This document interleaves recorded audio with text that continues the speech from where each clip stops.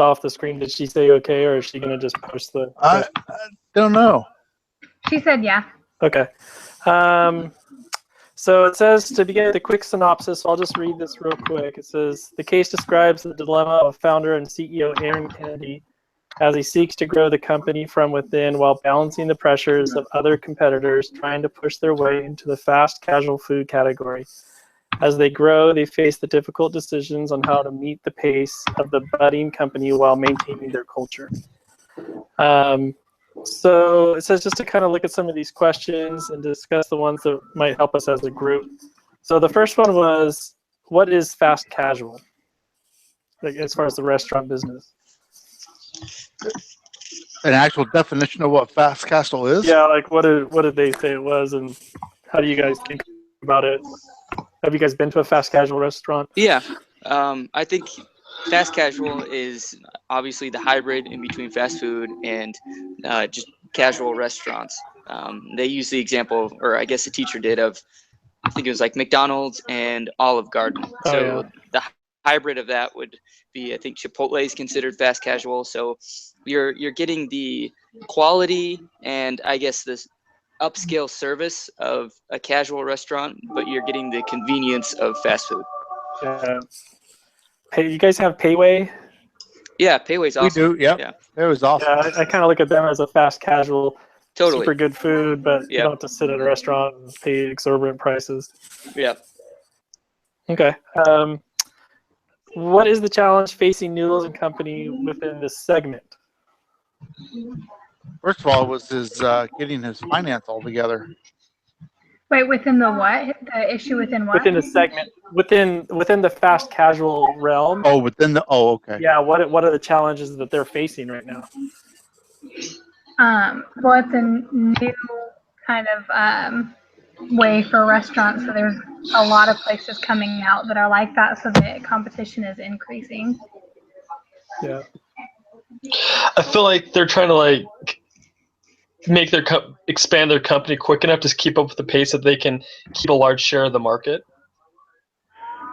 Right, and by maintaining that value and quality. Mm-hmm. Yeah, one of the points they point out was, just like you guys said, the overcrowding and rapidly increasing population in that segment and interest in that segment. So you're seeing a lot more of the fast casual type restaurants popping up, and so it's eating into their growth opportunity. It said 8% per year in the past. This is their growth, 8.3 per year in the past annual sales, and around 350 billion with a projected growth of 15 to 20% in the future, and an increase of 5 billion per year in that segment. So there's a ton of growth, and it's always hard for me because I'm kind of I want to grow a business to a certain point, and then I'm okay with it. Right. I don't need to grow it any further. So, but at the same time, yet that segment has so much growth potential. It's hard to pass it up too. The next question was, what is the specific challenge facing Noodles Company? I think the specific challenge is deciding how they're going to attack expanding their business model. I think the different choices, there's like 4 different choices that our teacher kind of demonstrated during his video. I think it was either develop franchises, go international, continue with their steady growth, and I think there was one more. It's like a partnership thing, wasn't it? Yeah, that's what it was. Joint ventures. That's what it was. Anyway, so I think that's just deciding how they're going to attack their future and how they're going to begin to forecast what their long-term goals are and how they're going to get there in particular. So I remember in the very beginning how he's talking about he's on his bike ride and he's like, "How did we get here?" And I think one of the difficult things was just how do they deal with the growth that they've had.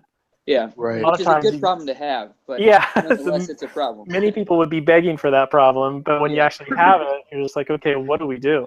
Yeah. I think that's probably another one. One of the things they say is internal turmoil. So I guess when you grow that fast, you start having growing pains. Right. Yeah, for sure. Okay. Now, this is part of the analysis, and these are just kind of like real thought-provoking questions. It says, is working a full, I think because he worked full-time, is working a full-time or is working full-time as an employee while developing a new business a good idea or bad idea? Give your opinions and reference at least some articles or something that gives conflicting advice. So what are your thoughts on how he did it? Are you talking about when he went to work and he told them, look, hey, I'm starting my own business? Right. It depends if you got to put food on the table, you know? Yeah. I don't know. When I had my own business, it was tough. I was working full time and trying to do a business. So I've been down that road, but you can do it, but you lose a lot of time in the process. Yeah. You And I think you give up a lot of time. Go ahead, Ashley. I think it's good though that he told them. He wasn't just like secretly Right. doing it on the side, you know, like he was in a position where he was wanted enough by a company that he was able to go, and he said something like, you know, I'm able to help you out short term. So it seemed to me like he was they really wanted him, and so it was like mutually beneficial. Well, he'll help them out, but you know, he knows it's gonna just be short term, and they want him, so they're fine with it. Is what I got out of it. Right. Yeah. And I think it's the biggest thing is it's fine as long as it doesn't get in the way of his current work. So as long as he's still delivering on his responsibilities and he's doing everything that they're asking of him, I don't think they should have any problem with him doing something after work or on his own time.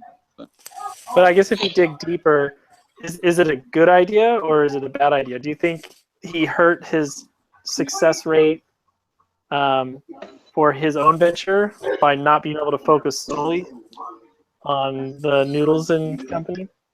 I think in the beginning he did. Yeah, I would agree with that because the Noodle and Company wasn't very successful at the beginning. Maybe if he had dedicated more time to developing the company, he would have found these problems beforehand and fixed them sooner. Right. Okay. But at the same time, if he hadn't been working, then you know he would have been struggling to, you know, provide for his family, and I think that would have made him really stressed out. That could have taken a toll on his success with the business as well. I have a Yeah. friend. He's actually one of the counselors in the bishopric I was in, and him and his friends have been trying to get. There's the old restaurant called Noodles, Mexican restaurant, Mm-hmm. and they've been working for years to get the rights to it, and they want to get it back going. And he's pretty much was in that same boat where he's trying to work in his regular job, and he's trying to actually get this company, this fast food restaurant, up and running.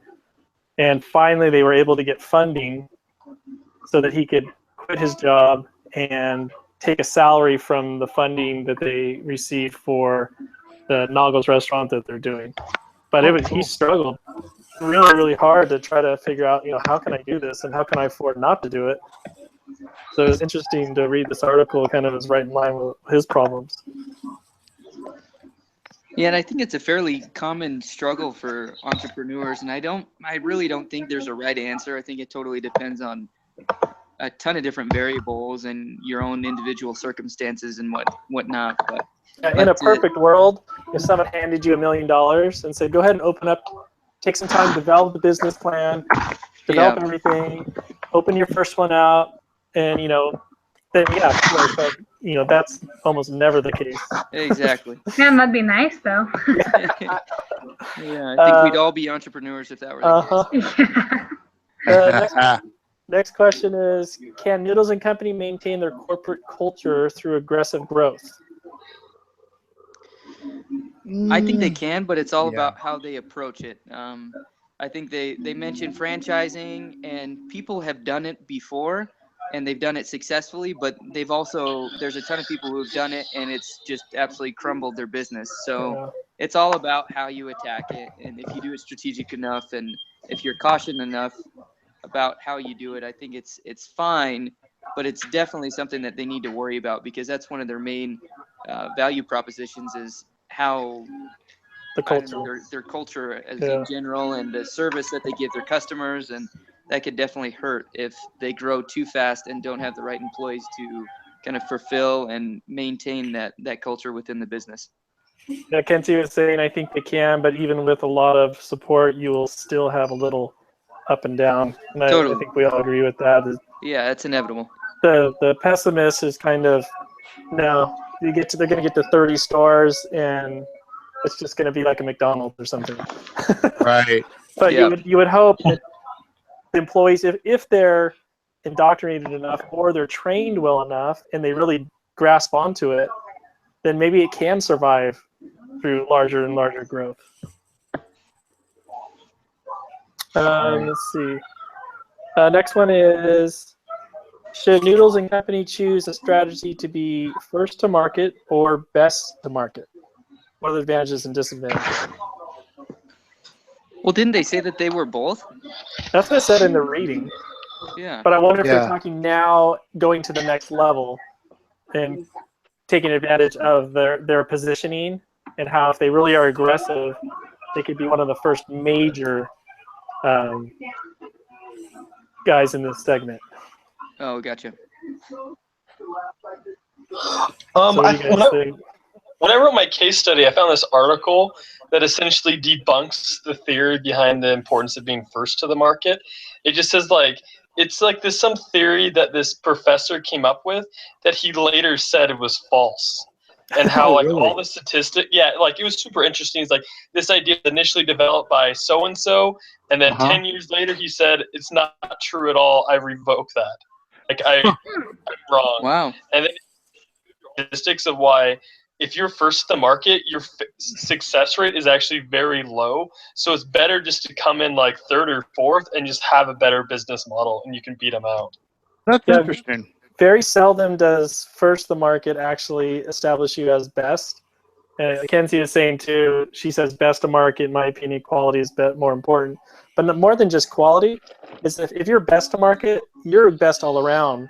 Presentation, organization, finances. You've had time to maybe watch the mistakes of the first guy Yeah. and refine them so you guys don't make the mistakes, and therefore maybe you're stronger coming out and eventually take over. Yeah, I think long term, that's the quality aspect of it, and the best in market definitely takes the cake over just simply being the first. In my work, we have a saying: we don't need the most, we just need the best. You know, that's and good. because customers I like over that. time will want the best. They don't care how much you have; they just want to make sure it's the best. Yeah. That's a good point. I like that. Let's see, kind of some early results for the restaurant. How are the early openings? Not Well, good. It was difficult for them because they were their decor in their restaurants wasn't the best. Their food presentation wasn't the best. Has anybody ever eaten at a Noodles and Company? No. No, but I've read this No. case study like 6 times in different classes, and every time Yeah. I'm like, oh, I really want to go there now. Yeah, it's actually a good place. I ate at the one at Denver, the one that they're talking about, and it's different. So I've never even heard of them before. yeah, Yeah, And they it's don't not they don't bad. have them out here, but they did in Utah. Yeah, it's not Yeah, anything to brag about, but Right. it's not bad. it's a little overpriced in my opinion, but Yeah, I would agree. but I think- you're buying that ambiance of the millennial structure like Starbucks kind of thing. Yeah, Mhm. yep, totally. I think out here in California, talking about the saturation, that's nothing new out here, that category. Right. I think we've had a lot of independent people do it, and to have a chain come out, and like I said, Payway is probably the most comparable to that.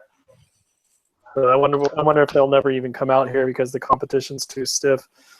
Yeah, I don't know. Right. I'd take Payway over Noodles and Company for sure, though. I'm with you on that one. What's Payway? What kind of restaurant is that? It's like a Asian infusion. It's a knockoff to PF Chang's. Yeah, it's essentially Okay. like a little brother of PF Chang. But they're Do you guys know the story behind PF Chang's and Payway? No. All right, so the owner of PF Chang's got a divorce, and the ex got so upset she decided to open up her own restaurant to compete. No way. That's the story in the industry. Whether it's 100% true, I don't know, but Well, it's a good one, nonetheless. Okay. Let's see. What was their organizational structure and team culture? How did that impact the early results? I think the good image I have is when they're all in the basement working together to empty out the flood. oh Mhm. yeah, That's like that's the image I have of their culture. Everyone getting their hands dirty, everyone helping. Doesn't matter if you're the top dog or the bottom, Grom. Everyone's all in together as a team. I just kind of jumped in my mind. Yeah, I totally agree. Okay, next one. What was it that helped Noodles Company turn the corner? I think it's when they reamped their restaurants and their presentation on their food. Yeah, and when they had that conversation, I don't remember if it was during the flood or when it was, but they Right. were all sitting there and they said, okay, like, we're at a turning point. Either we need to cut our losses and be done, or we need to do something to change and make it better. But one of the things they point out is the process. Remember how they couldn't figure out the process in either one, and then they opened up that kind of clean, no strings type place, and they refined the process, and all of a sudden they figured out, hey, this is how it needs to run, because they started to become profitable from that first one. Mm-hmm. So I think that was one of the defining moments that turned them, was the process, and then financing. The financial strategy is another one they list here. Says, what is it about the mantra "every guest, every bowl, every time" that helps form corporate culture? Well, How does it drive corporate profits and structure? so you're saying, what is that? How does that saying help what? How does it help the corporate culture? Oh, I mean, it's just giving your best every single customer, every single order. It's not taking a play off, so to speak, so it's making sure that every single customer gets the best experience possible. So I think it's just Right. quality and customer satisfaction above everything. And I think that just kind of breeds a solid company culture in general. That's good. What is the current teaming model? The current what? Teaming model? Teaming model. Teaming model. I don't even know I what mean, that kind is. of like their motto kind of thing. Model. Oh, What is their current motto. teaming model? Like, Okay. what is their team structure? Or Well, they have like that busing where they take experienced employees and they bus them to the new locations to help train the new employees to get everyone up to speed. And they also had like incentive programs Yeah. where they had like Yeah, the they had like the profit sharing. secret shopper or what, like the secret shopper or whatever. That if they had like 5 good scores in a row, then they got a prize. Yeah. Yeah. Yeah. Well, I thought that was kind of cool. Yeah, I thought it was interesting. The hiring and firing is a team decision. Yeah. It's not always easy to let someone go, but if you do it as a team, it's a little more you're a little more confident. You don't feel quite as bad to let someone go. How do they plan to expand? What are their plans for Franchising. expansion?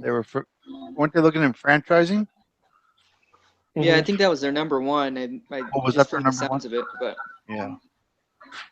And what are you guys' thoughts on them going international? I think it was a bad idea. I agree with that. They don't have a Yeah. solid proof of concept just quite yet. I think they could expand much more internally within the United States, and then once they've just absolutely maxed that out, or if they see Mhm. just a super easy transition internationally, then I feel like it'd be an okay idea. But as of now, I think you're going out on a huge limb just trying to do that. If you Okay. think franchising's risky, I think going international to a whole different culture, a whole different demographic, I mean, that's a risky in my Yeah, eyes. Kenzie says too risky, and I have to agree. I mean, you're taking noodles, which is essentially an Asian. Right. I mean, as long as you're not going to Asia, maybe you have a chance. But I would say that's probably not a good idea. Yeah. And then I did have a beef with their fact that noodles were the most consumed. I would think rice would be more Yeah. consumed than noodles, but whatever. That was just my 2 cents. That was my Japanese Yeah, I thought mission the 2 cents. I thought the same thing. So Right. How do they plan to how do they plan on penetrating their niche? I mean, like penetrating the market kind of thing. Yeah, like that little market that they're in the their little segment. I don't remember reading about that. They have here have a presence in each segment in the industry. So again, I think that would all be in the presentation of their restaurant and their display of food. Kind of like, I think if you've been to P.F. Chang's, how they have a theme in each Yeah. of their, kind of like the same theme at each of the restaurants. You know when you're in a P.F. Chang's. So, and I wonder if this is when they say have a presence in each segment. Are they saying like throughout the country? That say they're trying to get like they got to be in LA, they have to be in Provo, they have to be. They're Right. trying to get into major areas so they can establish themselves as the one and only noodle shop. I'm thinking Right. maybe that's and because that would seem like it would be important to be in order to establish himself as the king of noodles, I guess we could say. Right. Then what are some of the challenges that they face trying to expand, trying to grow?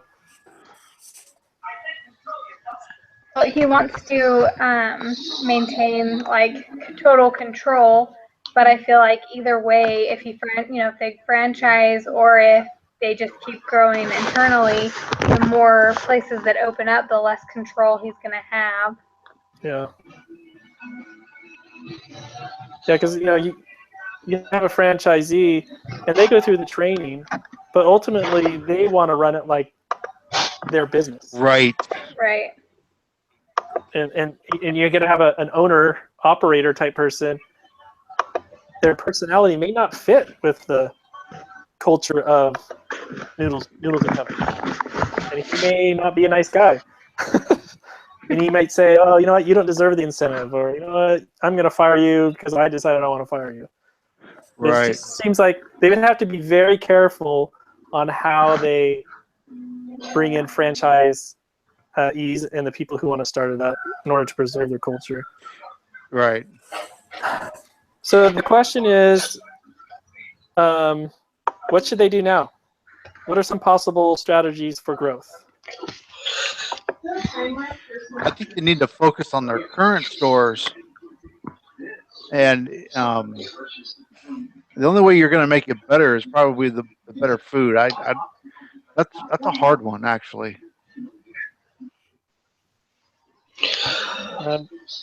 The organizational structure.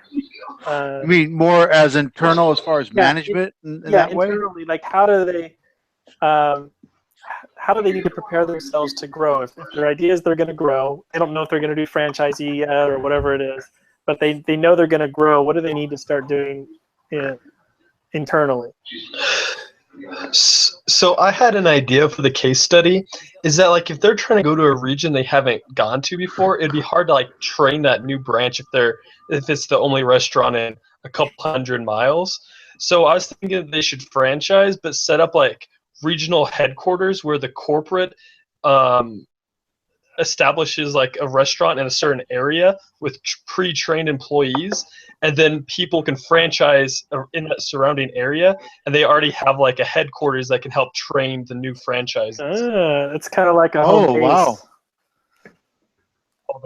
Yeah, no, It's like a that'd boot be a camp. great idea. And then they'd have a little bit more control over the training and management. And I mean, to an extent, you're always losing control a little bit when you're franchising, but they kind of have a reference point if you do allow maybe a certain number of franchises around each headquartered location or whatever it may be. That's a good idea. Yeah, because and they have to be smart who they pick to franchise. They can't. Right. They have to really test the person out. Yeah, Yeah, I wonder how strict you can be with that. Can you just deny anybody? Yeah, Yeah. you can I actually. think you can. Yeah, like I think McDonald's is one of the toughest ones. Really? Right. Yeah. You guys familiar with Jimmy John's sandwiches? Yeah. Yeah. Jimmy Uh-huh. himself, he's pretty strict for his franchisees. And Huh. they actually have a team that will actually work with the new franchisee for, I think, the first 30 or 60 days to make sure that they are within the guidelines that Jimmy has set. So, Oh, that's awesome. yeah, So maybe they do have a little bit more control than I thought. So they, yeah, they it do. might not be a bad idea. Yeah, Yeah, you get full. You go to college. I think McDonald's has a college they do. essentially, Mhm. and you go and I think you go for a few months or something, and you totally learn everything Wow. in their expectation. It's pretty It's detailed. pretty intense. Yeah. Yeah. Matter of fact, Michael Keaton just came out with a new movie, kind of the start of the McDonald chain selling milkshake uh, dispensers. Oh, really? I forget the name of it. You guys need to Google it. It's a good business film. So, Oh, cool. yeah. Yeah, I'll check Okay, it out. so here's some application questions. How can organizational culture make or break a strategy in any company? Being closed-minded and not listening to new ideas, Yeah. Yeah. saying that my way is the best way. Yeah, I go back to some of the readings when it talked about, like the speed of trust and Right. how important trust is and how lack of trust can actually slow down progress and slow down ideas and creativity. So I would say trust would be a key thing in this one too. Right. Uh, how can teaming influence any corporate strategy, like working as a team? Well, the more people that are on board with the culture, then the more it'll spread, rather than just like the head people being the ones concerned about it. Totally. Yeah. Right now I'm with two startup companies, and I kind of look and I see how the CEO kind of wants to keep full control and be involved with every little aspect. And I had to sit down with them and say, you got to kind of give that trust to us and let us build your vision, but you got to kind of step back from that and let it work. Let it work its magic. So, Totally. yeah. So, making a connection, what gospel principles apply to this situation?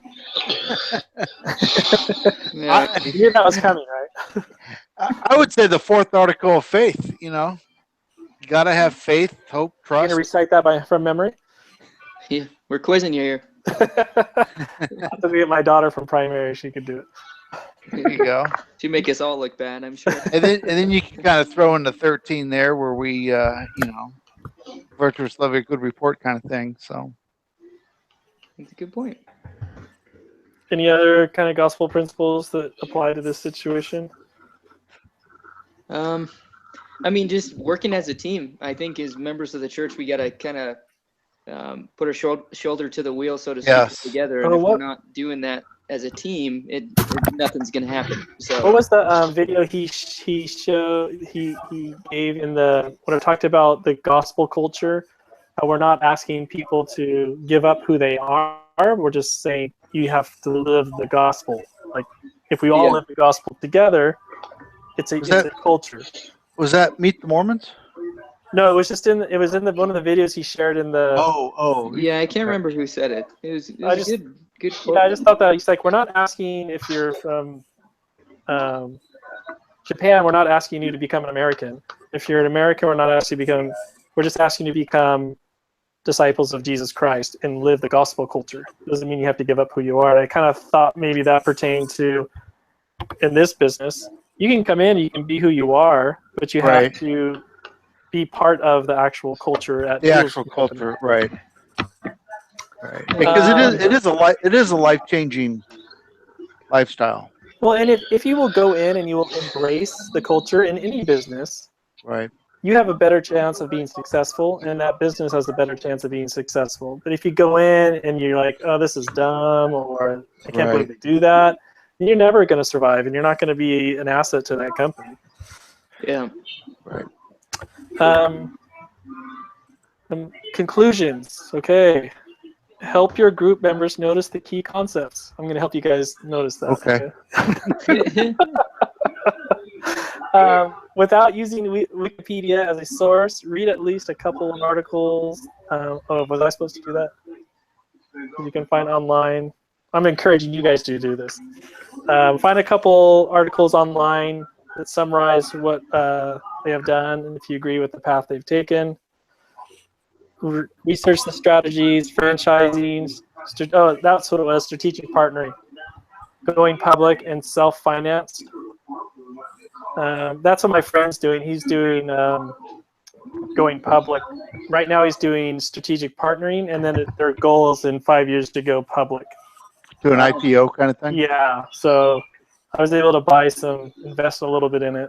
Good for you, man. So it's either Cool. going to not break me, but I'm either never going to see a penny or I'll be having some good times later on in life. Is it going to be like the Apple where you can buy it for 39 cents a share and then Well, I bought it splits? for 25 cents a share. Okay. So we'll Oh, see there what you go. happens. I may never see that money again, though. Hey, but you gotta give it a Yeah. shot. Yeah, that's true. Okay, any last comments or thoughts, things that we learned or experienced during this? Yeah, don't eat at Noodles and Company. Yeah, don't do it. Avoid it. It's not worth it. All No, right. I'm good, guys. Yeah, I'm good. Okay. Yeah. Yeah, go ahead. Earlier we talked about somebody had said that there is no class meeting next week. Yeah, I don't think so. If something changes, obviously we can just kind of Right. remind each other over email. But if not, I guess So- until 2 weeks from now. Right. So I'll go ahead and I'll take the lead 2 weeks from tonight. Okay. I'll do that. And then do you guys want to meet at 8 Mountain Time? Does that work? Yep, that works. Yeah, sure. Okay. Yeah, So I'll still send an email out next week just to confirm that we got a week off, and then we'll go from there. and then Kenzie, Okay. you'll go ahead and post this. Okay, awesome. Thanks, guys. All right, guys. Have a great night, everybody. Great. All right. Bye-bye. See you guys. You too. Bye.